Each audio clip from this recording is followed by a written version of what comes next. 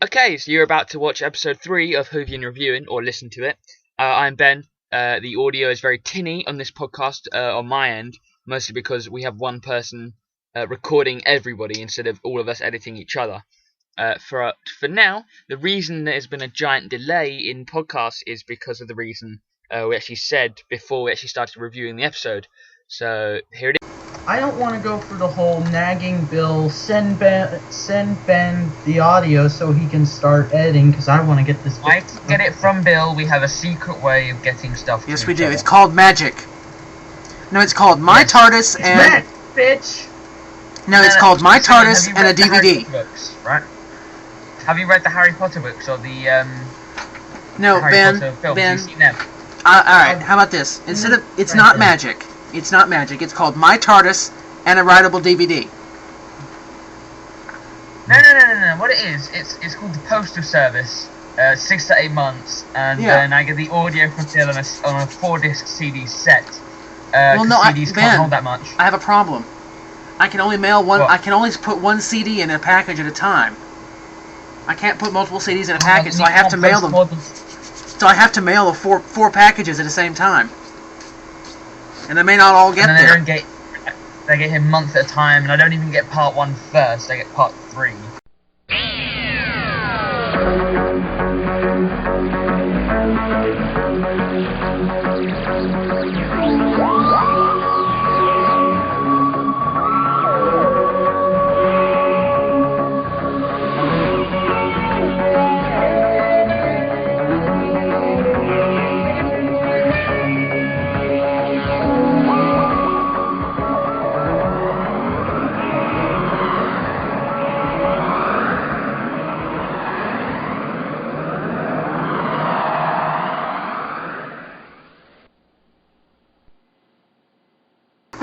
Hello and welcome to Whovian Reviewin, episode 3, brought to you by the Vacuuminator Network. I am one of your hosts, the Vacuuminator, and I am joined, as always, by Ben. Hello, sir. Good afternoon. It's very late here in England. And Bill, how are you today? I am slightly tired, seeing as how I went to the theater last night, and I misset the coordinates and arrived before I left. Oh, And then came back home and then helped me with homework. So what did you say? I'm sorry, Simeon? What movie did you go to see? I didn't go see a movie. What movie did you go to see? I didn't see a movie. I went back and saw Will. Oh, that's good. Oh, sorry, you don't know him as that. He's Shakespeare, William Shakespeare, good friend of mine. I know who that is. Yeah, but you don't know him. You don't know him as Will. Do you know what? Do you know who else is a really famous writer? Charles Dickens. So today's episode is the Unquiet Death. Actually, Ben, before we get on with today's episode, I'd like to get all serious for a second, and this is my serious voice. It's not very good, so I'll just talk in my normal one. And I think I'm getting sick, but anyways. Guys, you may have noticed, if you've been watching this episode and you've subscribed to us and all that fancy YouTube stuff, that these don't come out very often. Like, every month and a half is how it's been doing so far. And I'm not sure if I like that. I'd like it to come out not weekly, but like monthly, maybe bi-weekly. So we're making a few changes here on the podcast. The big change is, from now on, very rarely will it be all three of us in an episode. Sometimes it'll be me and Bill, sometimes it'll be me and Ben, sometimes it'll be Ben and Bill, depending on who wants to talk about what episode. And also, Ben is our new editor, so hopefully he does a good job. If he does a good job, let him know in the comments. Give him support and all that kind of stuff. I do believe in him, however, I've had to reprimand him several times during this recording already. Indeed. Shouted a few times. Yeah. I don't take change well, so I'm a shouter. I apologize. Yay! But anyways, shall we move on to... But now that drastic news is out, shall we get on with... In fact, before we even get on to the episode itself, I want to apologise to Simeon and Bill at this point. Simeon did say that he had to reprimand me, shout at me a few times during the episode. I've cut all that out, just due to reasons because I don't really want it on the internet because it really portrays me as not very nice. I wasn't thinking at the time. I must have been I don't know what was up with me that day, but again, I really apologise to Bill and Simeon for being a pain in the... So, thank you. I don't know. I'd like to discuss, I don't know, something else for a change. You know, maybe we shouldn't do a podcast on Doctor Who. Maybe we should change it to something, I don't know, something more interesting, like cabbage. Cabbage, yes. Why would we not want to talk about cabbage? I don't know. Or you, follow that hearse. You can't do that, sir. Why not? Why not? I'll give you a very good reason why not. This is my coach. Well, get in then. Move. Everything in order, Mr. Dickens. No, it is not. What did he say? Let me say this first. I am not without a sense of humour. Dickens? Yes. Charles Dickens? Yes. The Charles Dickens? Shall I remove the gentleman, sir? Charles Dickens, you're brilliant, you are. 100% completely brilliant. I've read all of them. Great Expectations, Oliver Twist. Oh, what's the other one? The one with the ghost. A Christmas... No. The one with the trains. The Signal Man. That was terrifying. The best story you've ever written. You're a genius. You want me to get rid of him, sir? No, I think he can stay. Honestly, Charles, can I call you Charles? I'm such a big fan. Wait, a what? A fan. #1 fan. That's me. How exactly are you a fan? In what way do you resemble a means of keeping oneself cool? And now we are back from that wonderful little audio clip from the episode, and Bill, plot synopsis, go! Alright, this is complicated, so pay attention.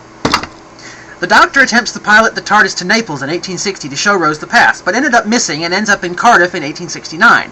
While they land and Rose changes into more appropriate garb, there is trouble in a nearby funeral parlour run by Gabriel Sneed and his servant girl Gwyneth. The corpse of the late Mrs. Peace has been taken over by a blue vapour. She kills her mourning grandson, Mr. Radpeth, and then lurches away from the parlour with a wailing shriek as glowing blue vapour flows from her mouth. Gwyneth, with her clairvoyance, senses that the corpse, for her last desire, is going to see Charles Dickens in a nearby music hall. In the middle of his performance, the blue vapour leaves Mrs. Peace and scaring away the audience and attracting the attention of the Doctor and Rose. Gabrielle and Gwyneth arrive to take the corpse as the blue vapour disappears into the pipes, and they also kidnap Rose by knocking her out with chloroform when she confronts them.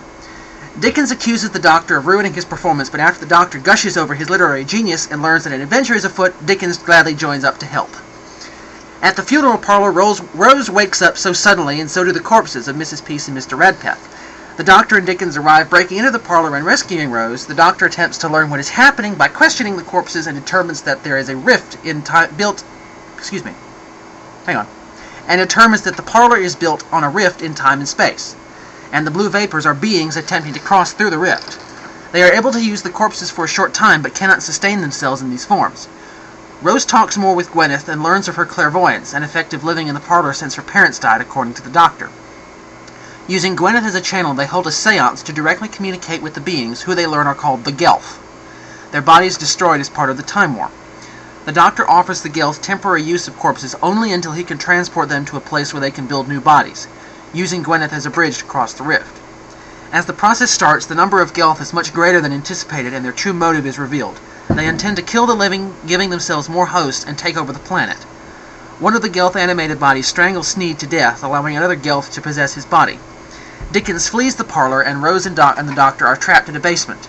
Outside, Dickens notices that beings are affected by gas, and returns to the house, extinguishing the gas lights and turning the gas on full. The Gelth are forced to abandon the corpses, though the Doctor tries to encourage Gwyneth to send them back through the rift. She cannot, nor can she leave. Instead, she takes out a box of matches, intending to ignite the gas, killing the Gelth along with herself. The Doctor then determines that Gwyneth is, in fact, already dead. The process of becoming a bridge for the Gelth was fatal.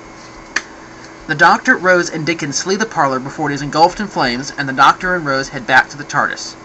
Dickens thanks them for the help and makes a commitment to patch things up with his family and finish The Mystery of Edwin Drood, changing the end of the story so that Drew will not be killed by his uncle, but rather by some supernatural, though the Doctor notes later to Rose that Dickens will die within a year, leaving the work unfinished, but they have made him feel more alive than he has ever been. The Doctor and Rose give their goodbyes and disappear in the TARDIS. An astounded and delighted Dickens walks away through the streets of Cardiff, greeting everyone he passes and quoting A Christmas Carol, "God bless us, everyone." Very good synopsis, Bill. Who wants to go first with their notes today? I don't have many, seeing as I watched the episode about, half an hour ago? Yeah. So sure, I can go first. Okay, go ahead. I watched the episode about, what, half an hour ago? Yeah. So sure, I can go first. Okay, go ahead. Right, Right. First of all, it's right at the beginning of the episode, we have the doctor saying, we're going to this place at this time, and he gives her where they're going. So it's a prime example of the doctor running into a problem that he didn't mean to go to, yet it's still in the place where he said he wanted to go in the first place. But then you find out that it's Cardiff, so spoiler.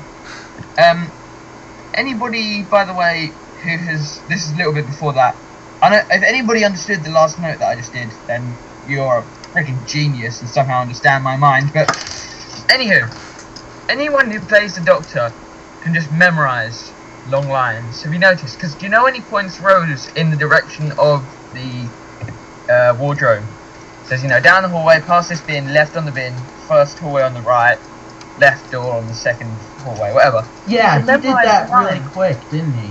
Yeah, every time there's a new Doctor, he can memorize such a long line very quickly. And say it very quickly, sorry. And I also like the way the Doctor tells Rose to get changed when, one, he never asks people to do this again. If you notice, I don't think he's ever asked anybody, we're going into the future, wear this, or we're going into the past, wear this. It's the only time you actually see it happen. And two, it's the fact that he just goes, I did get changed, I changed my jumper. It's something... I'm not British, so I have to ask, what's a jumper? A jumper is a... Oh god, it's like a very thick, long-sleeve t-shirt. Oh, yeah, we have. But you know when you wear sweatsuits? We call them sweaters. Yeah, sweaters. Also, if you notice when the person knocks on Charles Dickens' door for the first time, it goes, hang on, can you guys hear this? Yeah. It's the Doctor's heartbeat, basically. That's a neat little Easter egg there. Yep, that's sort of, I think it is that. Also, Rose changing into the dress. How does she know how to dress for the, was it the 1980s? No, 1860s. Did they have those huge metal skirts back then? Yes, they did. Skirts? They weren't metal, but they were hoops. They were called hoop skirts, and yes, they did. And you had to be very careful when you sit down, or else your skirt would end up over your head. And to answer your question, Ben, if the Doctor's TARDIS is anything like mine, there's a big fat book sitting in the wardrobe room that you just flip to the ear, and it will tell you exactly what the fashions were, and have pictures. Ah. And it's even cross-indexed with the clothing catalog, so it'll tell you exactly where everything is to wear. Right, okay. But unfortunately, you need to give us a tour of this TARDIS of yours sometime, because it sounds very cool. well, in the wintertime, yes. I love the fact that he says, we're not in Naples, it's Cardiff. Plus, that's because that's where they filmed Doctor Who. It's a nice little throwback as well. Oh, yeah. Well, they always end up in Cardiff. Have you noticed that? Have you noticed that no matter where the Doctor goes, he always ends up in England if he lands on Earth? Yes. Yeah, that's fun. No, New York. Yeah. Oh, yeah. But that's not Earth, planet. though. That's No, New Earth. Because, in the two-parter with the Daleks and the Pigmen, he ended up in New York. That's because he meant to go there. If he just When has the Doctor ended up somewhere that he ever meant to go? Actually, a number of times, amazingly. Anyways, I'm back. I like the way how the crowd is gasping and they're all scared of everything that Dickens is saying. I'm really confused. I have no idea what the hell he's saying. Like, what was he saying again? He was describing the scene with the door knocker. He's reading from A Christmas Carol. And is describing the scene with the door knocker. Which, because of this episode, just this week, I read A Christmas Carol, the book, for the first time. This is in my notes, and so I'll say it later too, but I just wanted to ask you, because you know more about British history than I do, Ben. What's so bad about Cardiff in 1869? I searched it, and the second thing there's one saying Cardiff Giant, but this on Google. But the second actual item on Google for if you type in Cardiff 1869 is the Unquiet Dead Wikipedia article for Cardiff. That's great. Anyway, back to my notes. Bill, I thought I'd actually wait for you to come back until I mention this one because you mentioned it about the episode Rose. Okay. This is the second time that Rose has confused a mindless zombie / mindless person who can't control themselves for a real person. Like, because these people get out of coffins, they are blue and they're going, and Rose is going, "Are you alright?" It's in the exact same situation as pizza. Yes. Well, I'm sitting there. It was like she gets in the car with him. How about pizza? Pizza. And she sits in the car with this guy. We're just gonna halfway through the series. Pizza. But it's like you sit in the car with this guy. If he ever comes back, he has to do that again. Although that guy was plastic, so that's just weird. All through the episode, they're going, "It's this house. There's something wrong with the house." Move? Why don't they just I had move? that too. Yeah, why don't they just move house if it's that bad? Yeah, it's going to be expensive. But it's like, oh, we can sell you this house with ghost stories and everything, and then they can get money for the house that they're going to sell and buy a new house. Just move house. Do something else. Live on the street if it's that bad, or, you know, find a bar, find an inn, live there for a while, and then when you've got enough money, move out. Oh yeah, because a morgue operating out of a bar is just the best thing ever. Oh yes. Well, actually, I Can don't be know. hygienic in some cases. Let's say in some bars that would save a lot of money on transportation. I'm picturing a guy just standing at a bar with like a beer mug in his hand, and in comes this lady carrying like Dead body.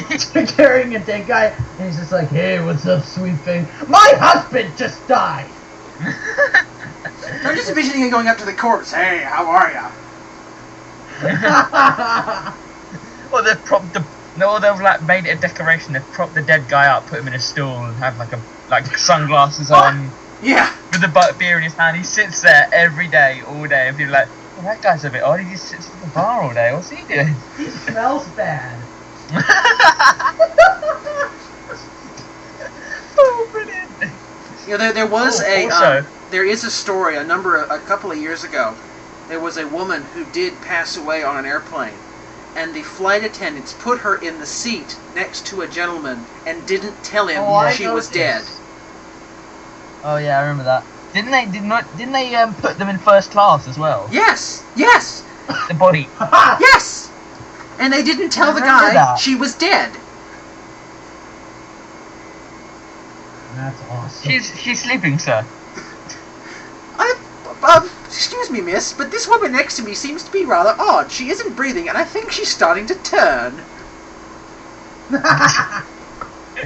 She's a bit blue. Oh no, sir. She's just a bit airsick.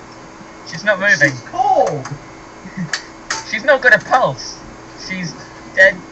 She's taking a very, very dreamless sleep, sir. You just leave her alone. Dreamless? She ain't got a heartbeat, mate. Okay, can we move on? Yes, We I think can so. indeed. In fact, my next note isn't very appropriate because as soon as they reanimate all the dead in the morgue, the Doctor and Rose run into a little hiding place with a gate, and I'm sorry, but it looks like they're humping the gate. It's standing there. Rewatch that one clip. I might even put it in, but it's so obvious that they're humping it, for crying out loud. I'm gonna look this up. Hang on. Where is it, Ben? I will load up the episode. Give me a moment. Can you tell me where it is? No, Bill. I have a website with all sorts of Doctor Who episode screen I have caps. I'll find it. I have the video, the episode sitting right here in front of me on my movie player. Oh, duh. Sorry. So I'm fine. Give me a second. Alright, let's see here. Let's try page 5.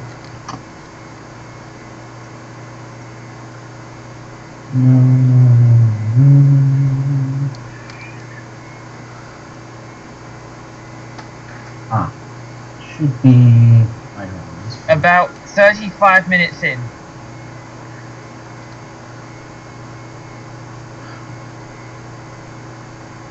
Okay, I think I might have, Yeah, there we go. Oh, it does! 5 minutes in.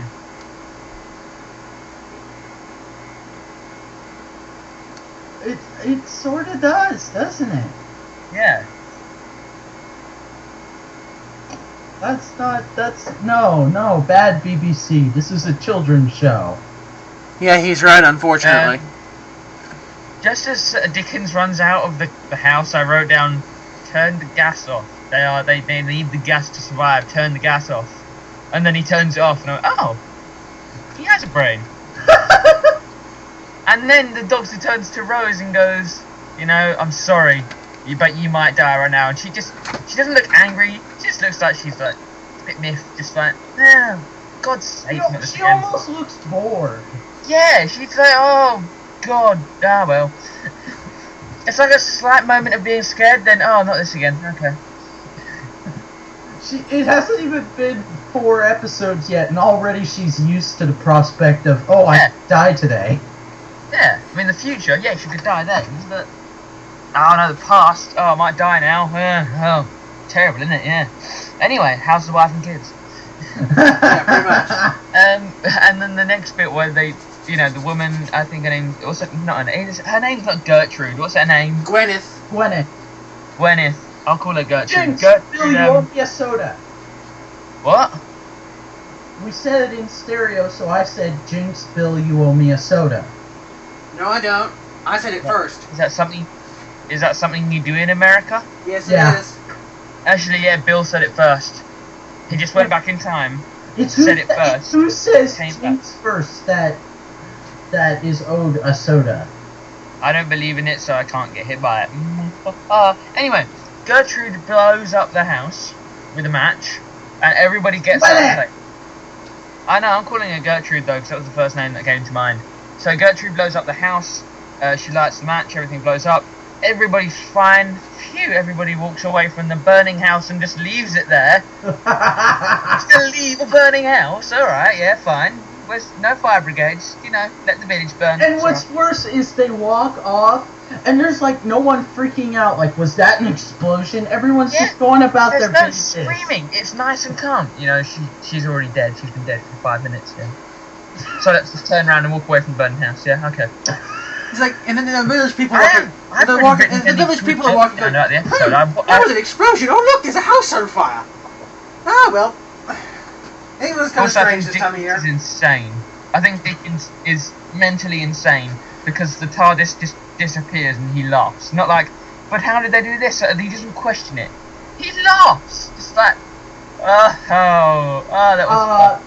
No. I'm gonna go home. No, I don't think he's insane either. I think you've missed the point of the episode, Ben. It's this old guy who thinks he's Now, I don't particularly like this episode, but in my opinion, I think people can tell that I don't like it either. I found it very boring, if I'm honest.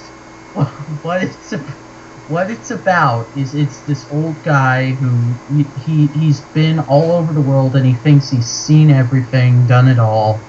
And then in this one night, he realizes there's still magic out there. There's still more to be seen in this world. And then the TARDIS dematerializing is just the nail on the head for him. Sorry, the hammer on the nail. Oh, God. That's a fail. Hammer on the head? Hammer on the nail. Okay. Anyway, I'm finished. Those were my notes, if very brief and joke-like. If nobody laughed, I will add in a laugh track. I will probably not though, because I will be very bored and lazy at the time. Bill or Simeon. I'll go next if you want me to. Next. In fact, okay. You guys not know who wants to do their who wants to do their notes next? I'll do next. Bill, do you want to go next? I'll go next. Okay. I was gonna flip a coin, fine. I was gonna play rock, paper, scissors. Over chat. Yeah. My first note the before the credits was kind of like, yeah, okay, this is interesting. I like that. But my first note is right after the credits, you see the TARDIS, and he's, the Doctor and Rose are hanging onto the console, and he's, hold that one down. I'm holding this one. Hold them both down. Then he's running around, and it's the classic TARDIS scene where something has gone wrong, and the Doctor has no idea what he's doing. He's just pushing buttons and holding things down and hoping that something works. And it's the classic scene that I always love. You've been saying that a lot in the past few episodes. Well, I like it. I don't know. It's something about it. It's just, it's me. So sue me. I know. But I always like the TARDIS I know scenes. it's you, but it's just kind of like, Bill, you're kind of a one-track. You're off the podcast. Yes, I am. So there. That was a joke. Laughter. Anyways. Laughter, future Ben. Anyways. Moving on. I don't get it. Alright, that's enough. Anyway, I always love the TARDIS scenes, and I like... Do you mind? Okay. And I have to agree with Ben. I like when he sends Rose to the wardrobe and gives her the directions, because it's actually a tradition that whenever you send someone into the TARDIS, you always give them a insanely long list of directions that no one could possibly remember, and they somehow miraculously find their way in and back with the requested item. Because that has happened numerous times, at least in the classic series.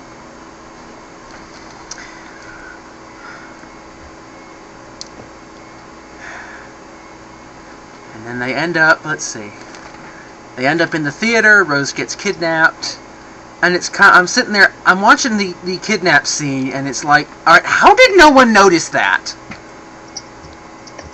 How did no one notice this man just reaching out and grabbing this poor girl and stuffing her into a hearse? That's true. I think There were a lot of people in the background, weren't there? Yes, there were. And it's like, alright, well, first of all, they didn't notice the house blowing up. We've already established that. So, then again, why should they notice a small kidnapping? I mean, Yeah, Cardiff was just that bad back then. Yeah. Cardiff is like ancient Gotham City, Our city just has so much crime, we don't even care anymore. Yeah. Anyways. I liked Dickens coming to the rescue, because it actually shows that he does have two brain cells to rub together.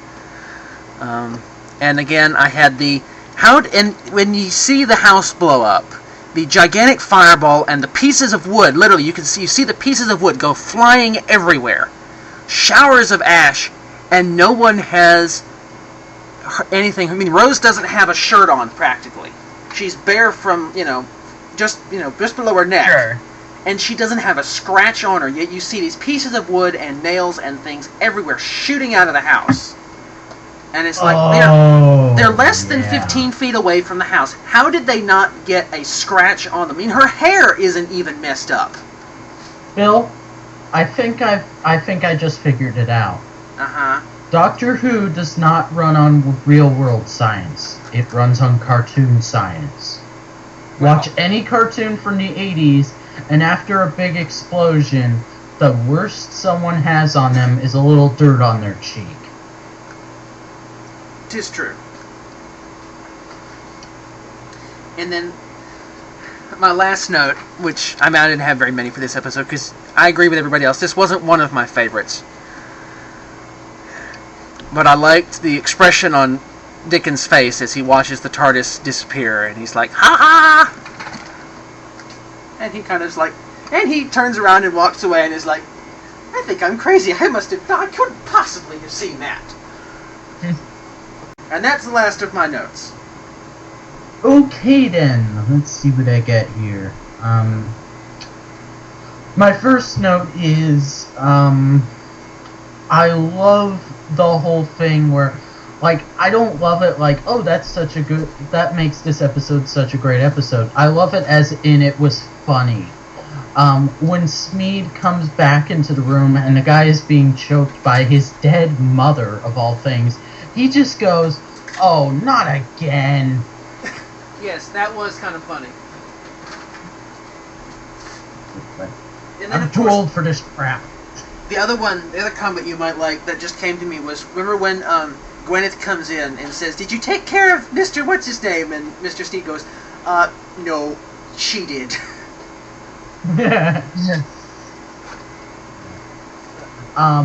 The next thing, this is one of my comedic notes that hasn't made either of you laugh yet, but,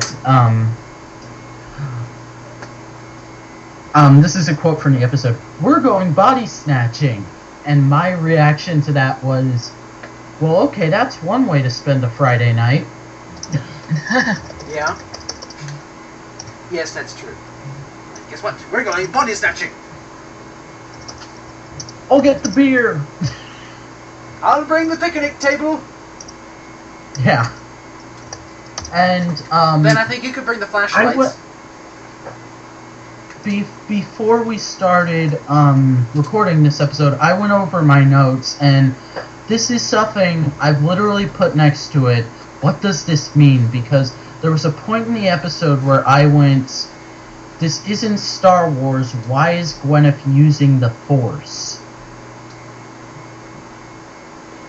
Well, she's not using the Force, as you The put it. Force is when you can move objects with your mind, tell people to say things, or control things with your mind.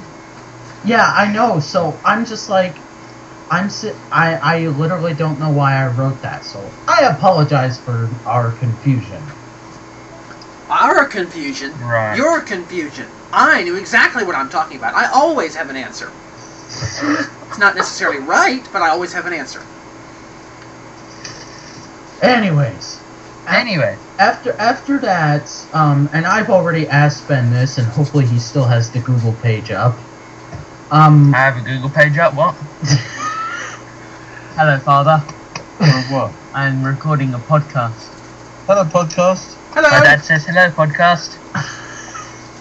Hello! Hello! Hello, podcast. Hello, is that pod and cast? Yes, No, yes. Simeon and Bill. Bill is pod, Simeon is cast. Ah, pod and cast. And you are? The. Ah, the I'm podcast. the podcast. Oh, you're gonna have a ball editing this, I can tell, Ben. I will. You know, Simeon, we should probably all change our names. We could do that. It'll be the podcast. Oh, that'd be awesome. Not a bad idea, yeah. Something for the future. Yeah. I know Anyways, what we do. When we encounter the ourselves from a parallel universe, those will be their names. Yes. Anyways, moving on. Yes. My note is, what's so bad about Cardiff in 1869? Like, because they're so freaked out, like, oh, it's Cardiff in 1869. I'm like, what is so bad about that? Well, Rose doesn't care. The doctor's the one who's concerned. He's like, I missed. It's not Naples. It's Cardiff. And No, Rose's like, I but don't Rose care. has this face. Rose has this face right after he says it, like, oh crap. Okay, because later on she says, I don't care, as they're walking. Maybe she thought he missed it and landed them in the middle of a reenactment ceremony or something. Maybe our UK viewers can let us know about this if we have UK viewers. Maybe there's like some bad stigma attached to Cardiff in that time period that we just don't know about. Anyways, next note. The part when the doctor meets Charles Dickens for the first time in the coach, and he just totally geeks out, that, in my opinion, is one of, if not the best moment of this season. I think it's so. like, here's this guy who's been all across the universe, seen worlds die, seen major intergalactic battles, seen the Mona Lisa being painted, and he still geeks out over meeting his favorite author. That is awesome. Yeah, it's sort of a change, because he knows what's going to happen everywhere, but he doesn't know who he's going to bump into. Really. And these next notes, they're either me trying to be funny or being mad. The first one is me being mad. The part where Gwyneth and Rose are in the cupboard and they're like having their little quote unquote girl talk session, and they're talking about like, oh yeah, I hated school growing up, and oh yeah, I wouldn't know anything about boys, oh I bet you would. That just irritated me, because it's like, come on, this is like, we're stopping the whole episode, the whole plot of the episode. We're stopping for 5 minutes of this. What the... To develop a character. Yeah, but we're never going to see Gwyneth again. Rose! Develop what she's like. What development for Rose is that? It's just... It's a stereotypical teenager. Oh yay, more development, and the most we find out is Rose has about the same opinion as every teenager on planet Earth. Hooray! Great writing job, guys. Moving on. Okay. When Gwyneth, this is still in the girl talk bit. When Gwyneth,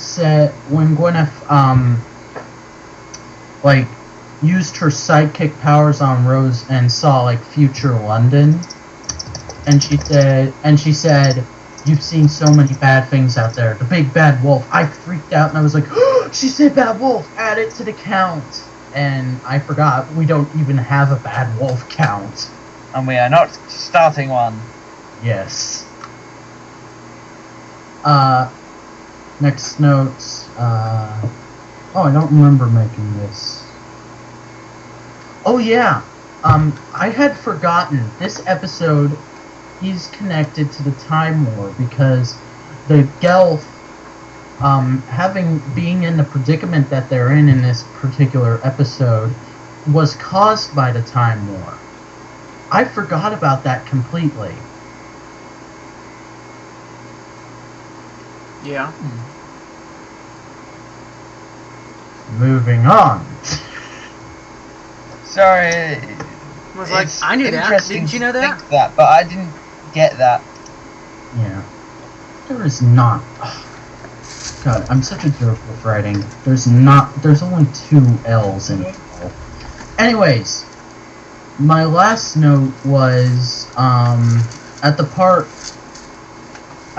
where Rose, at the part where, like, right after the seance, they're like, it's settled then. We're gonna have Gwyneth open the barrier, or whatever it is. Rose freaks out and she's like, no, you can't do this to her. She's just a kid. I got so pissed off because that's my big problem with this episode. Rose is like babying Gwyneth and is like trying to be her mom, and I was just like, Rose.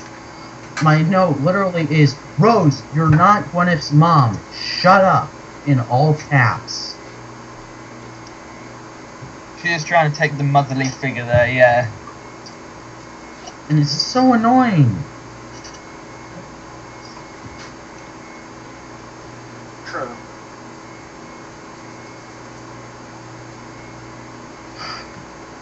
Sorry, it's late here, so it's very... I know, it's okay. Anyways, that is the last of my notes, so shall we go on to our final thoughts on this episode, guys? Sure. Do you mind if I go first? I wanted to go first. You may go first, acting CEO. Okay, thank you. Acting CEO. Acting CEO. I'm acting CEO. I'm acting! I'm acting! Anyways, my final thoughts on this episode. I wrote these out, so I may say like, oh, I don't agree with that anymore. But anyways, this episode is very meh for me. It's mostly a standalone episode, and in my opinion, It's not a very good one. The only rewatch value it has for me is the moment where the Doctor geeks out over Charles Dickens. The rest either has me irritated or is just a huge jumble of plot holes all over the place. But that being said, the rewatch value is strong enough for me to give this a 3 out of 10.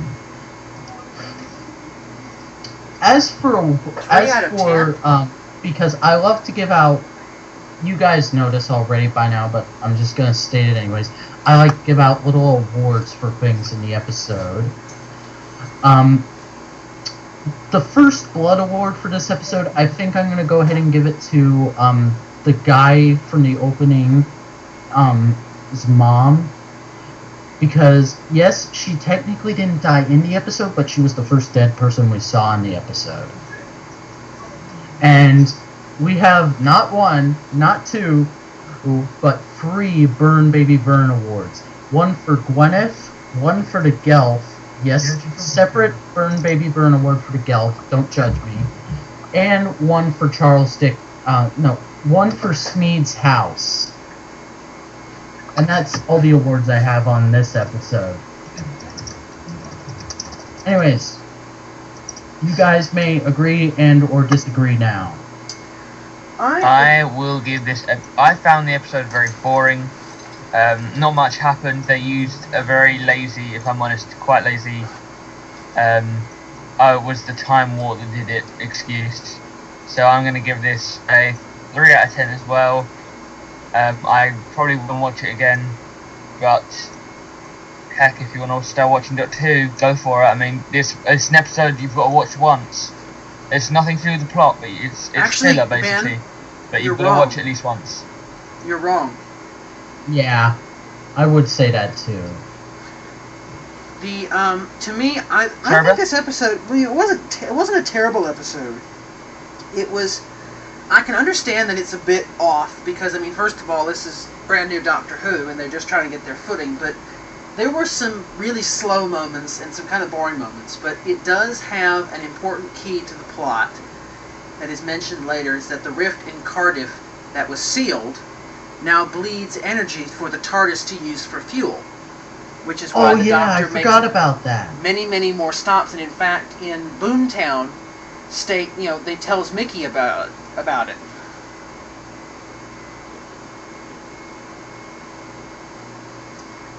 I completely forgot about that. So that's sorry, really I wasn't listening. My brother came into my room and said it is actually an important episode, and I was going, but why? But sorry, what was that? Sir? I didn't hear. It's the episode that basically tells you about the rift, because I mean, the rift is important. Because since Gwyneth closed the rift, now it bleeds the energy for the TARDIS to use as fuel. Sure. Which is, in fact, if they hadn't opened or sealed the rift, the episode Boomtown wouldn't have happened. That is a good point, and that's a decent episode. What episode? Boomtown. Boomtown? Yes. Have you not seen it? She's climbing out the window, isn't she? I can't remember the name, but I've seen it. Oh, okay. It's with Captain Jack and Margaret, the Slovene lady, and Mickey comes back. Fun stuff. Yep. Right. Anyways, that's basically my opinion. I think the general consensus for this episode is it's okay. 3 out of it's okay. 3 out of 10. It's worth it's worth watching it once, just for the plot significance and because you get to see the inside of the TARDIS again, and you get to meet Charles Dickens. I mean, what else is more cool than that? But it's worth watching once. Charles Dickens is awesome. It's worth watching once, not 8 times in a row. That being said, thank you for watching Whovian Reviewin. I was one of your hosts, the Vacuuminator, and I was joined, as always, by Bill and Ben.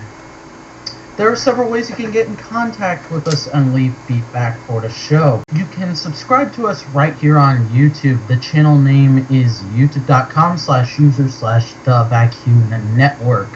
My YouTube channel is youtube.com/user/Vacumina, spelled VACUUMINA. Ben, what is your YouTube channel? My YouTube channel is Boulderman2010. It's spelled the link is youtube.com/BOLDER2010. Alrighty then. You can follow us on Twitter. The Twitter there is @theVacuminaNet. My Twitter is @Vacuminator. Ben, what is your Twitter?